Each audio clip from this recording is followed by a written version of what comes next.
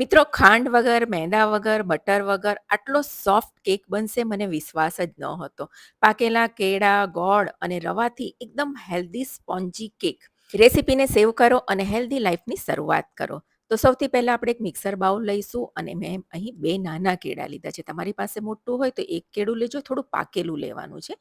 એને આ રીતે તોડીને લઈ લેશું. સાથે 1 કપ સૂજી લઈશું, અડધો કપ કોકો પાવડર લઈશું અને 1 કપ મેં અહીં ગોળ છીણીને લીધો છે. તમારી પાસે ગોળ પાવડર હોય તો એ લઈ શકો છો. અડધો કપ દહીં નાખીશું, અડધો કપ દૂધ નાખીશું અને 5 કપ તેલ નાખીશું. તેલ ફ્લેવર વગરનું લેવાનું છે અને બધી જ વસ્તુને આપણે સરસ મિક્સરમાં પીસી લેવાનું છે. પીસતી વખતે ધ્યાન રાખવાનું છે એકદમ સરસ પેસ્ટ થઈ જવી જોઈએ.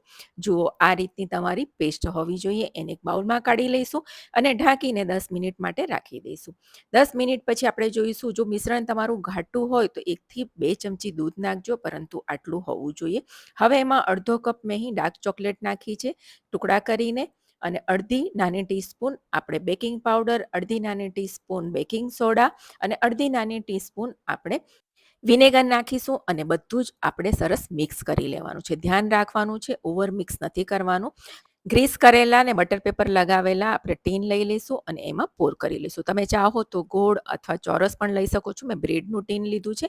એને 3 થી 4 વખત ટેપ કરી લઈશું. ઉપરથી ગાર્નિશિંગ માટે ચોકો ચિપ્સ અને બદામની કતરણ આપણે નાખવાની છે. તમે ચાહો તો અખરોટ પણ નાખી શકો છો. અને હવે એને પ્રી હીટ ઓવનમાં 170 ડિગ્રી પર આપણે 35 થી 40 મિનિટ બેક કરવાની છે. તમે ચાહો તો કઢાઈમાં પણ બેક કરી શકો છો 50 મિનિટ માટે. અને જુઓ, લગભગ 30 થી 35 મિનિટ થઈ ગઈ છે. હું એક વખત ચેક કરી લઉં છું. કોઈ બી ચપ્પુ કે સ્ક્રુવર નાખીને ચેક કરવાનું, ક્લીન નીકળે તો આપણે ઓવનને બંધ કરી દઈશું. થોડી ઠંડી થાય એટલે બહાર કાઢીશું અને એને અનમોલ્ડ કરી લઈશું, જેથી નીચે રસી ના આવી જાય. હવે એને આપણે કોઈ પણ સ્ટીલની જાળી પર મૂકી દઈશું અને કમ્પ્લીટલી આપણે એને ઠંડી થવા દઈશું.